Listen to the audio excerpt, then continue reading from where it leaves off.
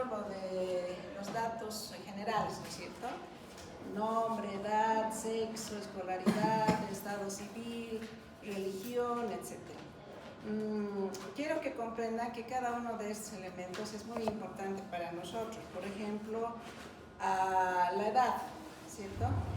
Son diferentes las vivencias, el grado de madurez social y psicológica y biológica inclusive en las diferentes etapas de la vida y han avanzado el ciclo vital, ¿sí? Entonces, nos importa mucho saber qué edad está atravesando esta persona, nuestro paciente. Si tuviera 11 años y tiene un comportamiento de 5, ya vamos a tener un elemento de juicio, ¿cierto? Vamos a pensar que hay algún trauma, puede ser psicológico, puede ser orgánico o puede ser del neurodesarrollo, ¿sí? A esta etapa es bien importante detectar, por ejemplo, si hay un retardo mental, ¿no? Se puede ver con los papás o con la profesora incluso, qué le llama la atención de la respuesta en la escuela de este niño. ¿Será muy aislado? ¿Será muy travieso, inquieto? ¿Será agresivo? ¿No participará de las clases? ¿No puede aprender? ¿No? Entonces, en base a eso se llama al familiar, se hacen más indagaciones de la relación de pareja, del ambiente familiar. Si hay violencia, el primero que refleja es el pequeño, ¿sí? Entonces se pone ansioso, se pone triste, se arrincona, no se relaciona con los demás, ¿no? Otra situación puede ser la de un retardo mental, un coeficiente intelectual bajo, ¿no? Entonces hay que tener muy en cuenta la edad. Si está en el otro extremo, está en la vejez, también vamos a considerar ya de entrada, ¿no? Es de la tercera edad, ¿qué riesgos corre? Ustedes ahorita ya saben qué riesgos corremos en la tercera edad, ¿sí? Abandono social, el deterioro paulatino del estado físico, etc., ¿sí? Entonces ya vamos a ir indagando, vive solo, le cuida a alguien, le ayuda, cómo está la memoria, etc. Entonces, como el dato de la edad ya nos va dirigiendo a un tipo de entrevista a nuestro paciente, ¿sí? Otro elemento es el del estado civil, por ejemplo, ¿sí? Soltero, casado, viudo. Si dice soltero con 7 hijos, ya vamos a pensar que algo está andando mal en el desarrollo de esta persona, en su grado de madurez, ¿no es cierto? Una persona con responsabilidad, respeto a los demás, con intimidad, etcétera, va a pensar bien cuántos hijos va a tener de acuerdo a su estado, ¿sí? Uno puede tener un primero hasta un segundo o tercer hijo. Ahí ya va a pensar, me he equivocado, ya tiene que hacer experiencia de lo que ha pasado, ¿no es cierto? No estoy escogiendo bien a mis parejas, puede pensar, no los puedo alimentar bien, no puedo pagar sus estudios, no puedo orientarlos bien, no puedo ni cuidarlos bien, ¿cierto? Si son 3 y uno es solo. Entonces, nos importa, si es divorciado, ¿cuántas veces divorciado? ¿Sí? Podemos asumir que una vez uno puede divorciarse, quién sabe hasta 2 veces, ¿no? Las estrellas de cine hasta 7, pero normalmente no, ¿no? El divorcio conlleva un daño psicológico a la pareja, más daño a los hijos todavía, entonces hay que considerar, ¿no? ¿Por qué se dan los divorcios? ¿Ha habido una desavenencia entre los dos? ¿O hay alguna situación particular en uno de ellos, etcétera, ¿sí? Entonces nos interesa mucho. Si es viudo también, si viene con un trastorno depresivo, hay que averiguar cuándo es que han viudado, en qué circunstancias ha perdido a su pareja, etcétera, ¿no? Si esa es la causa de la depresión. Bien, escolaridad va también con la edad, ¿no es cierto? Se desempeña bien en sus estudios, en qué curso está lo que se espera de esta persona a esa edad, el curso, ¿sí? Ahí podemos preguntar también ya la inclinación que tiene el paciente, si le gusta lo objetivo, las ciencias matemáticas, o más bien es más afectivo, etcétera, ¿no? Ya vamos viendo esto también en esas alturas. La relación con sus compañeros es muy importante también. En los pequeños ya va a haber más socialización y juego, ¿sí? Compartir sus cosas. En los niños mayores, ya al llegar a la adolescencia, ya va a haber este cuestionamiento de su apariencia física, ¿cierto? Están apareciendo las características femeninas, masculinas, más dirigidas referidas a lo sexual, por ejemplo, ¿sí? En ahí ya van a estar socializando mucho más con los compañeros de colegio. Recuerden que a veces ya nos citamos para salir a alguna parte o ya acordamos no ir a algún determinado lugar, independientemente de lo que los papás nos han normado, ¿no? Empiezan a llegar situaciones nuevas, ideas nuevas, a compararnos con nuestros compañeros, con las familias de nuestros compañeros. Qué diferente es, ¿no? Ah, yo puedo ir a fiesta, mi papá me da permiso. A mí no me da, a mí no me larga, ¿cierto? Entonces ya empiezan a cuestionarse, ¿sí? Y empiezan a formar esa identidad que ellos van a tener. De repente el papá es abogado y encuentra que va a la familia, a la casa de otro familiar que es médico o es artesano o es artista, y de repente descubre otros intereses, ¿cierto? Entonces, en esta edad ya saben lo que tiene que ir pasando, saben lo que va a pasar y saben también los riesgos que corren a esta edad, ¿no es cierto? Entonces, si la mamá viene y dice, mi hijo es un rebelde, no para en casa, se encierra en su cuarto, no quiere salir y anda con sus ojos rojos, piensen primero en drogas, ¿cierto? Muchas mamás dicen, hay un olor horrible, yo le digo que hace todo eso, ¿no? Hay mucha gente que desconoce, por ejemplo, las características del olor de la hierba. En la adolescencia es uno de los principales contactos, ¿no? Entre nuestros pares, etc.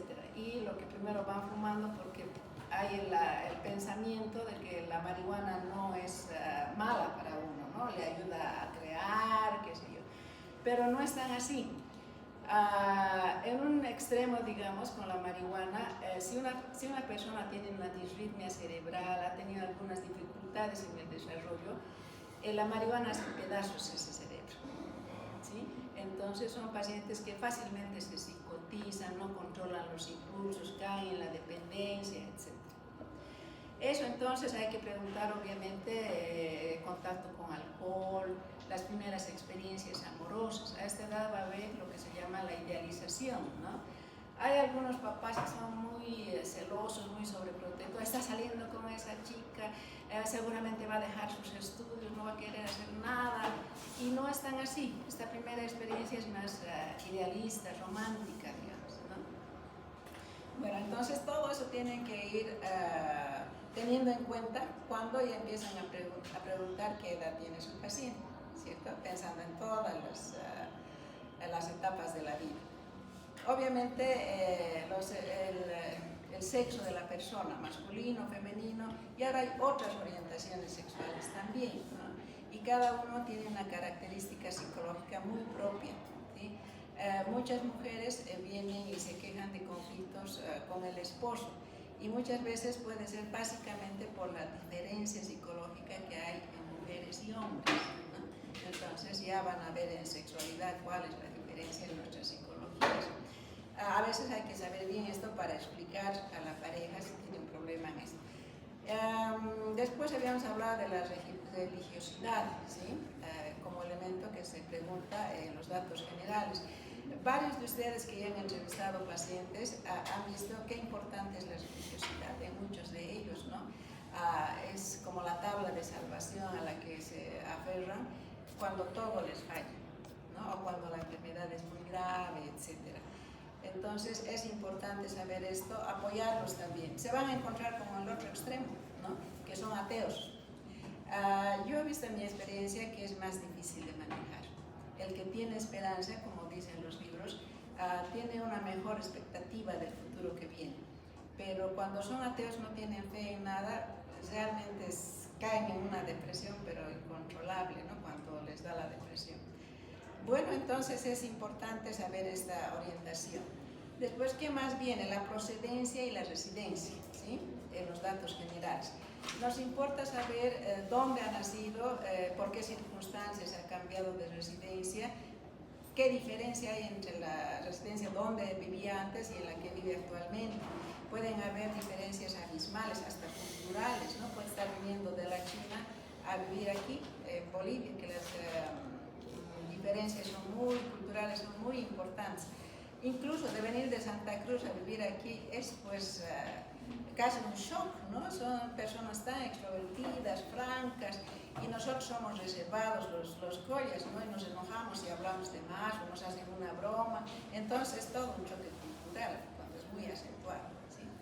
Hay que preguntar eso. Cuando dicen, bueno, yo he venido de Santa Cruz, ¿cómo le ha ido aquí? ¿Se ha podido adaptar? ¿Qué diferencias ha visto? Y mayormente van a escuchar, pucha, qué diferentes son, no me puedo acostumbrar, desde el clima. Entonces, todas esas cosas ya nos van dando puntos de apreciación sobre nuestro paciente. Esos datos generales, ¿no es cierto?, que nos está faltando.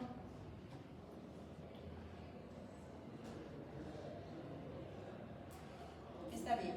Obviamente el nombre, edad, sexo, estado civil, escolaridad, ocupación. La ocupación es bien importante. Están trabajando, aún no trabajan, han dejado de trabajar. Y también esto ya coincidimos con la edad, ¿cierto? Si tiene 30 años y no puede encontrar trabajo, ¿no?, ya va a haber alteraciones depresivas, ansiosas, muchas situaciones se pueden presentar cuando no hay trabajo. Ahora hay que preguntar, ¿en el trabajo ha buscado trabajo? Ahí puede intervenir mucho la personalidad. Hay muchas gentes que son muy cancheros, decimos, ¿no es cierto? Van, charlan bien, logran rápidamente introducirse en un trabajo, aunque sea a prueba. En cambio, otros no, pueden ser muy tímidos, se quedan callados, ni siquiera entran a preguntar lo del trabajo, etcétera, ¿sí? O otros pueden haber tenido un trabajo y han sucedido cosas. ¿Qué cosas, no? Me han acusado de hacer perder cosas, o no me llevaba bien con mis compañeros, o mis jefes eran unos abusivos y yo los he enfrentado. Ahí tiene mucho que ver también la personalidad, ¿no? Entonces, eso también hay que ir trabajando para después devolver en un apoyo psicoterapéutico, ¿no? Hacerles ver que quizás su forma de ser tiene que ver en el éxito o en el fracaso de algunas cosas, ¿sí? Entonces, todos esos datos de entrada ya nos ubican a dónde dirigirnos con nuestro paciente. Bien, obviamente si en las residencias están bien, cómo viven, etc., ¿no? Bien, ahora otro. La fuente de la historia ya están ustedes bastante interiorizados de que es importante, si son confiables o no, en cualquier historia, sea mental, sea general, etc. Es bien importante. Hay que ver si los datos se mantienen siempre en su relato, o se contradicen, o mienten, o el familiar le contradice, no es como él dice, etc., ¿no? Entonces hay que dar un grado de confiabilidad al paciente.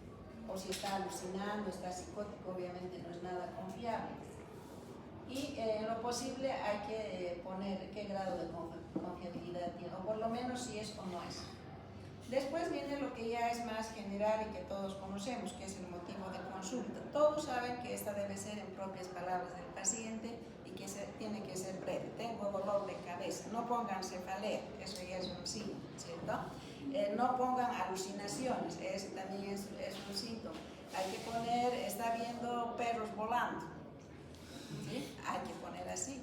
O si está delirando, el paciente dice, soy el ser supremo, ¿no? Hay que poner, soy el ser supremo. Es una idea delirante, hay que diferenciar bien. Tienen mucha dificultad jóvenes en diferenciar lo que es una alucinación de lo que es una idea delirante, ¿sí? Después ya van a entrar en función por función, ahí van a ver la diferencia. Bien, entonces obviamente ustedes como médicos en atención primaria, cuando egresen o cuando entren a residencia también, o cuando ya estén internados, van a abocarse a la enfermedad actual, al síntoma orgánico, ¿cierto? Dolor de cabeza, ¿de qué tipo? ¿Dónde? ¿Con qué se acompaña? ¿Con qué calma? ¿Con qué se exacerba? Muchas veces al mismo tiempo se puede empezar la parte clínica, la parte de la observación mental, ¿no? Entra el paciente, se agarra la cabeza, se golpea contra algún lado, o tiene ojeras, o se levanta, se sienta, etcétera, ¿no? Entonces, uno pregunta, ¿qué le está pasando? Es que ya no aguanto este dolor de cabeza, es muy intenso, etcétera.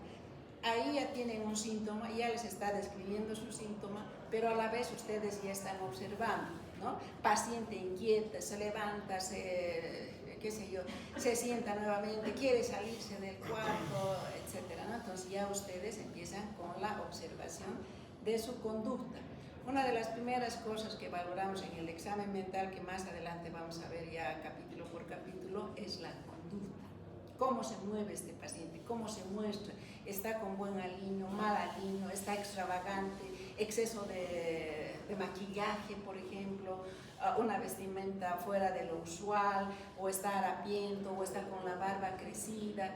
Estos detalles son muy importantes ya describiendo en conducta en el motivo de consulta. Está ingresando, está hablando de su síntoma físico, pero ustedes ya están observando algunos detalles de su actividad psicológica. ¿Ya? Bien.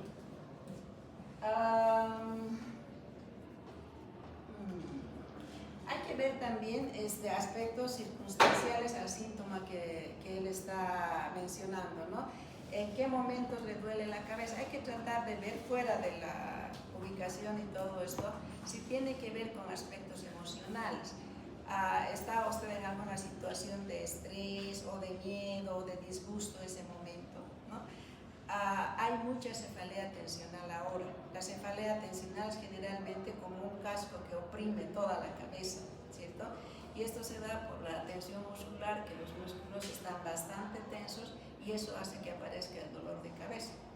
Entonces hay que preguntar las características bien y tomar en cuenta si no es una cefalea tensional, ¿ya? Las otras cefaleas generalmente son lateralizadas, son discontinuas, no tienen nada que ver con un aspecto emocional, etc.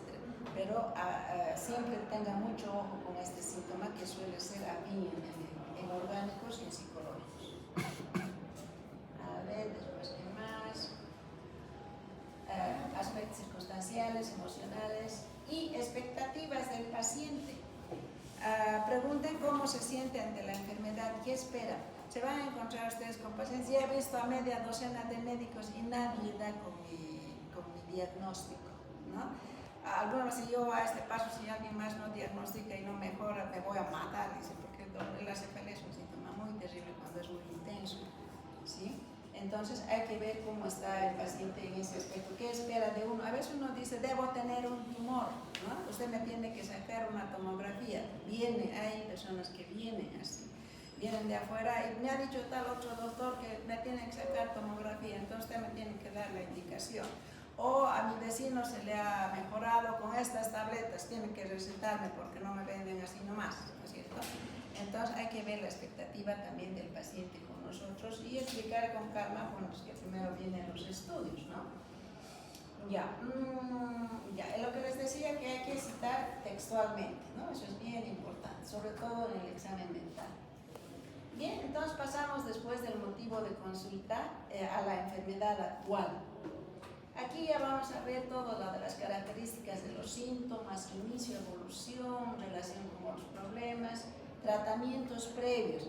Casi siempre tienen dificultades en dónde colocar lo que son los tratamientos previos, las hospitalizaciones, por ejemplo.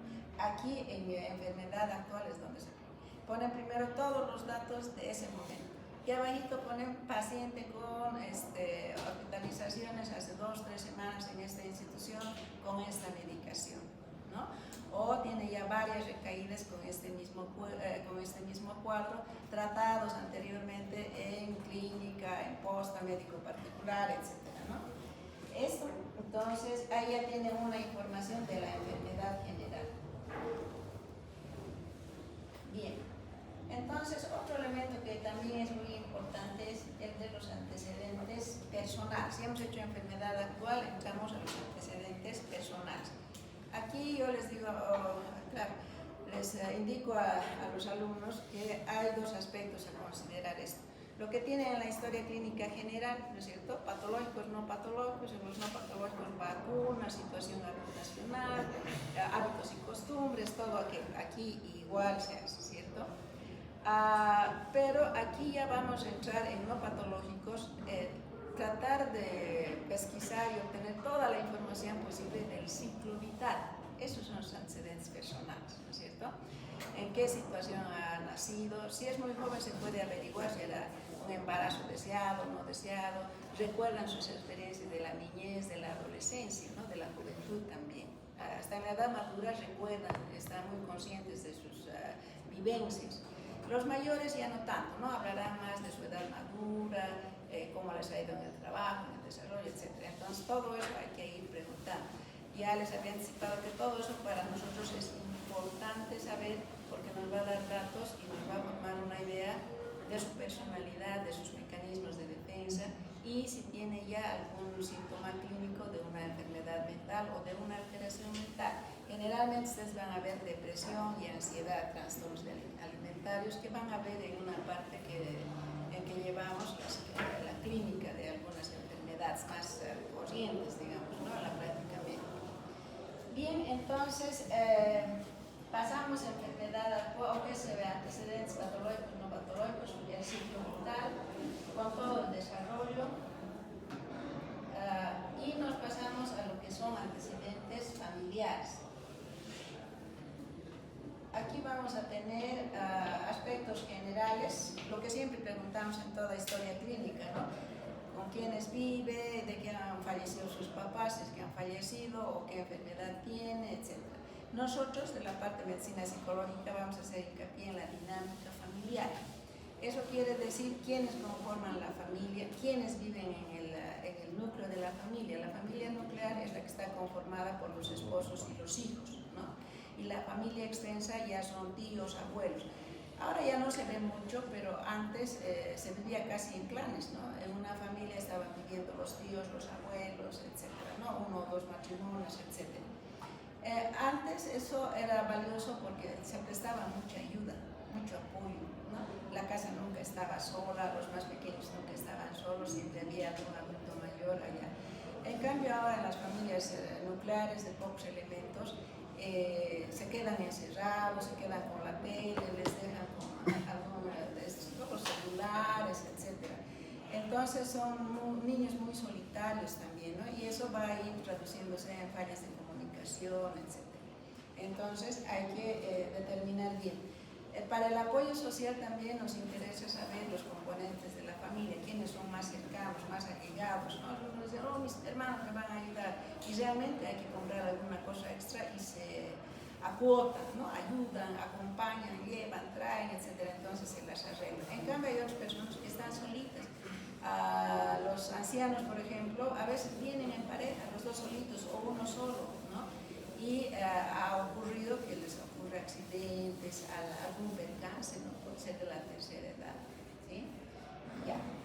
Bien, entonces, eso nos interesa. Hay también problemas, conflictos conyugales. Van a ver que dice vienen dos personas a visitar y dicen las dos son las esposas, ¿no? Generalmente uno es la primera esposa, otro es la segunda esposa, y cada uno lo pone mal al paciente con sus reclamos, con sus celos, con sus demandas, etc., ¿no? Hay que hablar con el paciente para ver que él nos indique, ¿no? Con quién se lleva bien, a quién autoriza visitarlo. Se puede confrontar también, ¿no? Han venido dos señores, ¿cómo es ese asunto? Bueno, él aclarará y dirá cuál es la que está con la que está en buena relación, pues, ¿no? Y habrá que prevalecer, ayudar a que eso se mantenga, porque ese es un buen apoyo para él. Igual con el resto de la familia hay problemas de herencia que les decía antes, entonces vienen a disturbar, a veces hacerles firmar documentos a los de la tercera edad. En todo eso hay que estar ojo avisor también, ¿no? Ya, ¿qué más? Bueno, aquí viene algo que ayer hemos estado, bueno, la anterior semana hemos estado tratando de ver un poco más. Es la entrevista. En la entrevista, cuando vamos a abordar desde el aspecto psicológico, es diferente. Cuando preguntamos por un síntoma, vamos directo, no miramos al paciente, nos importa el síntoma y mejorar, y eso está bien, ¿no? Pero en un segundo tiempo hay que relacionarse con ese paciente, ¿cierto? Entonces muchos tienen mucha dificultad de acercarse a un paciente en ese aspecto humano, psicológico de la persona. Y les voy a ir nombrando algunos acápites de esta situación. En el examen mental, aspectos psicológicos de la vida del paciente para nosotros primero hacer un diagnóstico si hay algún problema psicológico o no, ¿no? Y si hubiera, para abordarlo y hacer un tratamiento. En las entrevistas existen varios tipos de entrevistas. existe la entrevista abierta. Ustedes me han debido ver, los que son mis alumnos, empiezo con algo y dejo que ellos hablen, y generalmente hablan hasta con los codos, ¿no es cierto? Esa es la entrevista abierta, dejar que el paciente, ¿cómo estás? Que el paciente se exprese en sus palabras y cuente hasta donde se pueda, ¿no? La entrevista generalmente dura 45 minutos a 1 hora en estos aspectos psicológicos. Entonces, si se alarga mucho, pueden ustedes cortar, pero de una forma muy cordial, digamos, ¿no? Tienen que darles la seguridad de que los han escuchado y que han entendido, ¿sí? Ustedes, cuando se dan cuenta que su amigo o su compañero ha escuchado sus quejas, sus problemas, ¿cuándo se dan cuenta?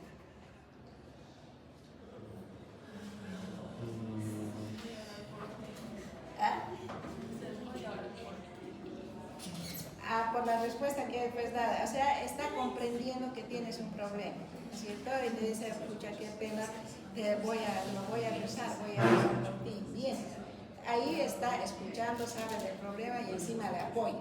Esa es una buena respuesta. ¿Qué más? ¿Qué le dirían ustedes a su paciente si ven un problema importante? Enseñar de que lo han escuchado y de que lo van a ayudar.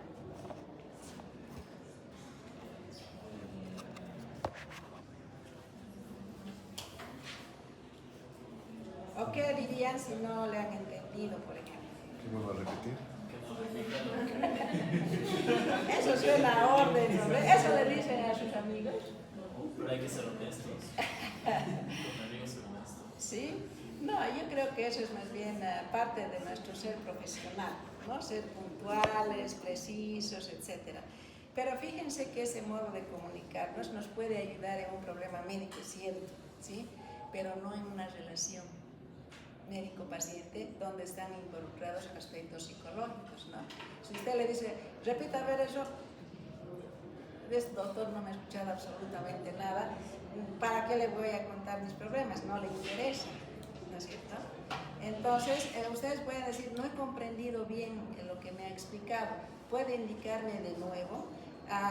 Entiendo que usted tiene problemas con su pareja, o entiendo que ha tenido procesos muy difíciles en toda su vida, ¿no? O esta enfermedad le está causando mucha desazón, mucha preocupación. Me gustaría que me explique un poco más qué está sintiendo respecto a esta enfermedad, ¿no? O qué consecuencias está trayendo. Muchas personas no se preocupan en sí por su salud, ¿no? Si usted tiene cáncer, afrontar el cáncer, pero ¿y mi familia? ¿Y mis hijos? Tengo hijos chiquititos, ¿no? Entonces, en la medida en que uno es afable con ellos, no digo que sea amigable, muchos de nosotros nos vamos a regir también por nuestra forma de ser y obviamente por la profesión, ¿no? Y entre nosotros, entre los profesionales, siempre, más bien como que no es bien visto el ser afectivo, el ser amistoso, el sonreír, el darle aliento a una persona, ¿no?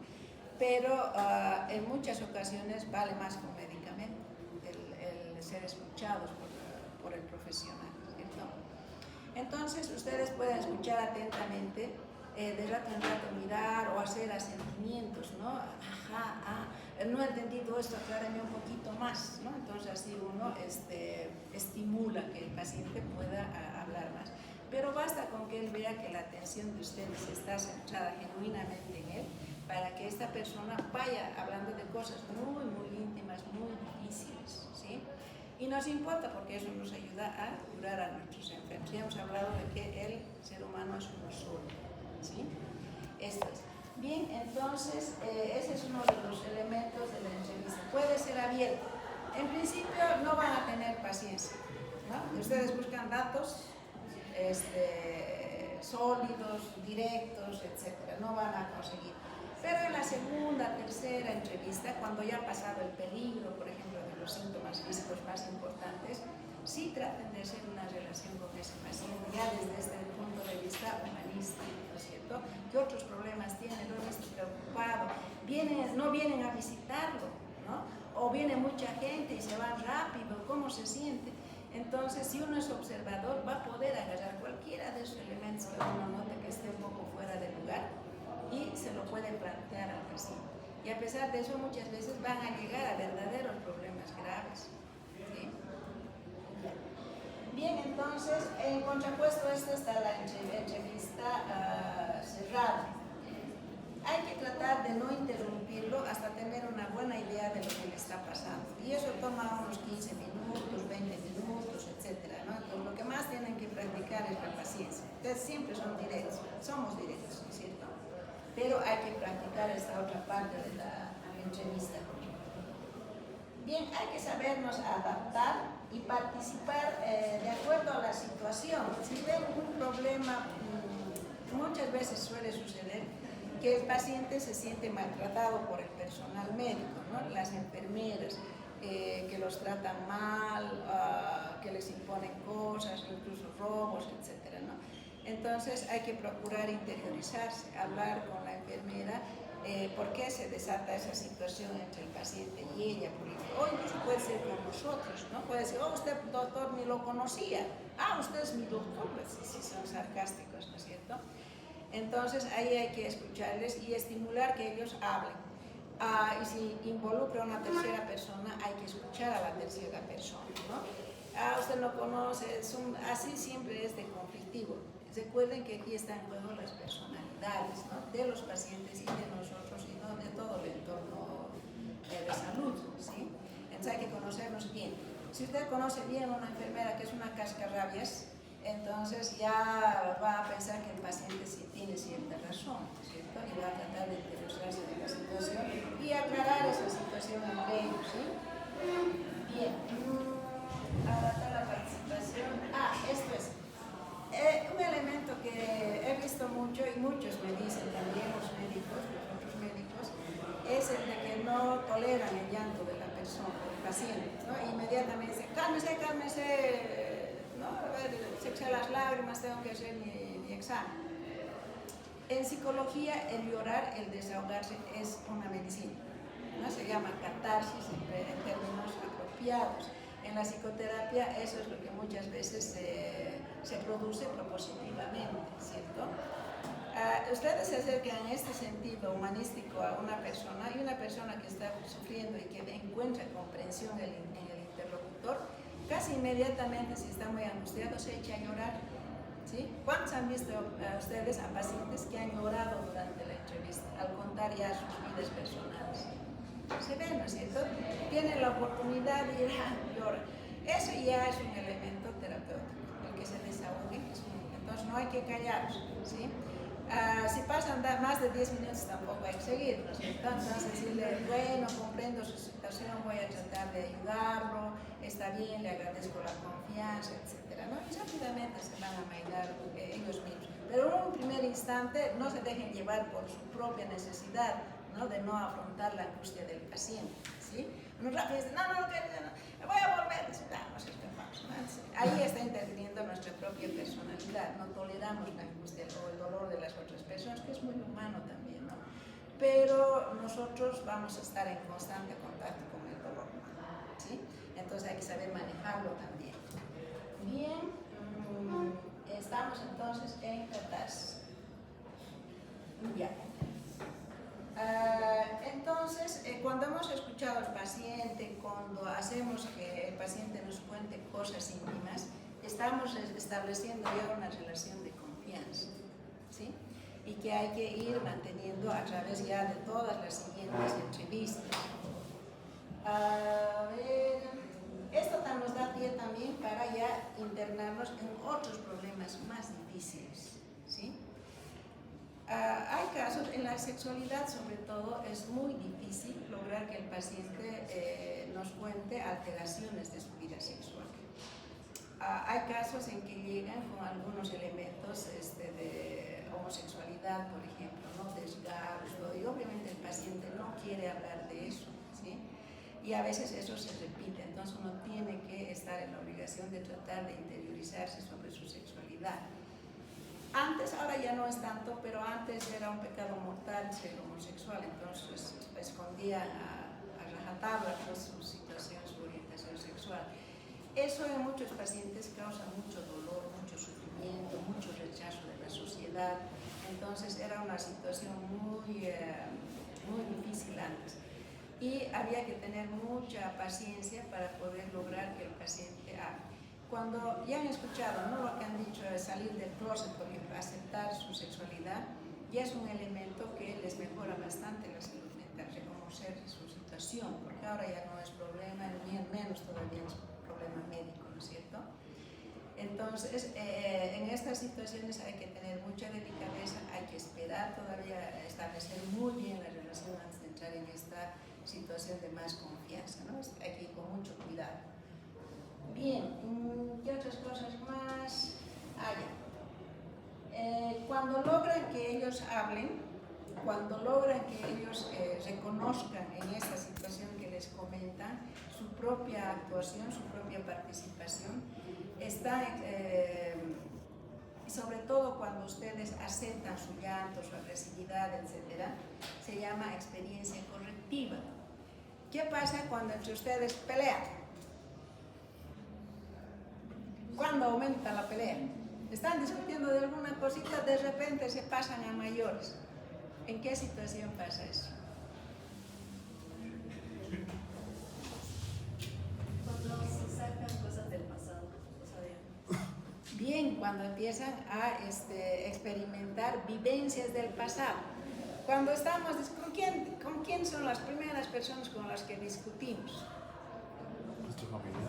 Con los padres, son las primeras figuras que se oponen a nuestros objetivos o a nuestros deseos, ya sea por tradición, por cualquier situación. Es el primero con el que peleamos. Entonces, cuando no podemos contenernos en una discusión, puede estar pasando un fenómeno de transferencia y contratransferencia, se llama, ¿no? Si el paciente está discutiendo con su médico y se está peleando, es que de repente los médicos a veces asumen una figura muy autoritaria, ¿no es cierto?, muy impositiva, ¿sí? Entonces rápidamente reacciona, ¿qué se cree usted, tata? Entonces, en lo que es la psicología, se sostiene que esa es una reacción ante una figura de su pasado. Está reviviendo una situación de su pasado y se está peleando con el papá, no se está peleando con su médico, ¿cierto? Ahora, eso no solo ocurre de parte del paciente al médico, también ocurre del paciente al médico, ¿cierto? Si uno ve a un niñito, por ejemplo, ¿no? Ay, sí, uno le da más cariño, más atención, más mimos, todo eso es una contratransferencia. Puede ser como a una figura de un hijo o de un hermanito menor, está reviviendo también una situación, está como actuando esta situación. Entonces uno tiene que tener mucho cuidado de esas reacciones, ¿cierto? Un médico joven con una mamá mayor, una persona mayor, mujer, doctora, también puede confundirla con su mamá. Eso hace relaciones de dependencias. Ay no, doctor, usted es mi doctorcito, es el más bueno y he venido porque usted siempre me cura, ahora me duele aquí, ¿no? Ahora me duele allá, ya tienen un caserito ahí, pero es más bien una transferencia, ¿cierto? Eso es. Entonces en estas situaciones tienen que tener mucho cuidado. Cuando se implica mucho afecto, muchas emociones que ustedes no pueden manejar, cuestiónense su propia actuación y consideren la actuación del paciente, ¿no? Entonces, ahí ya cuando hablan con él y preguntan cómo eran sus papás, tenían mucha dificultad con sus papás, ¡ay, sí, me han coartado, no me dejaban ir a ningún lado, mi papá era un militar y había que hacer las cosas así! Y usted se parece. A veces sale espontáneamente, ¿sí? Entonces, y cuando logramos esto, uno se sonríe, el paciente también se da cuenta, ¿no?, de que la situación no es así. Eso es una experiencia correctiva. Disculpe, doctor, lo estoy tratando como mi papá.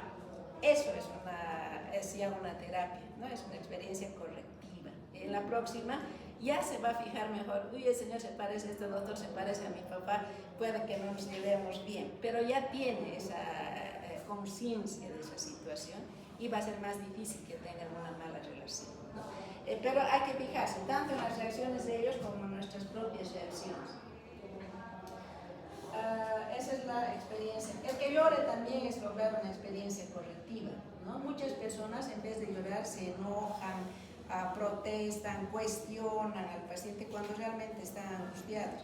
Y si uno logra que la persona ve que está sufriendo y por eso está actuando de una manera diferente y empieza a llorar, ese es el verdadero sentimiento de la preocupación, ¿no? Entonces ahí ya se está desahogando el desahogo terapéutico.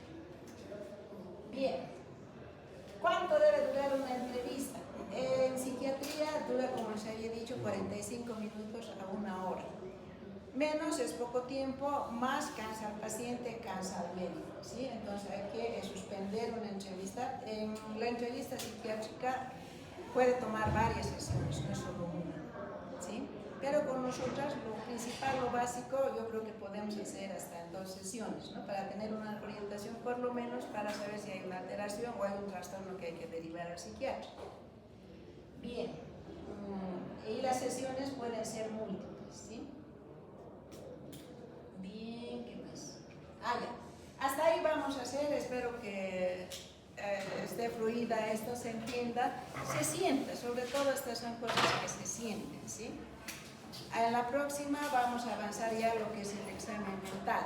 En cada especialidad ustedes tienen un acápite del examen de especialidad. En neurología será el sistema nervioso, en urología será el sistema genitourinario.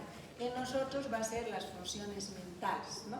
Eso involucra conciencia, pensamiento, afecto, conducta, todo aquello, ¿sí? Y eso lo van a llevar por temas cada uno. Pero en forma general, la próxima clase les voy a ir hablando de estos acápites. Y así en términos generales, pero aparte van a tener una clase para cada tema. Bien, jóvenes, no sé si aquí hay alguna pregunta, alguna diferencia de opinión. Yo sé que sí.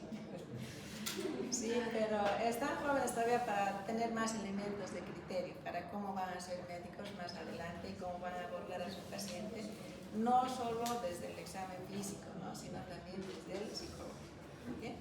Muchas gracias. Les paso tendrá quienes quieren. ¿A uno le pasaremos, no? ¿O cómo va a ser? Ya está todo. Ya, bien. Muy bien, jóvenes, entonces hasta la próxima clase. Quedaremos en que sea 5:15, creo que algunos pasan clase todavía y llegan un poquito tarde. 5:15 está bien, el doctor también a veces pasa unos minutos antes, ¿ya?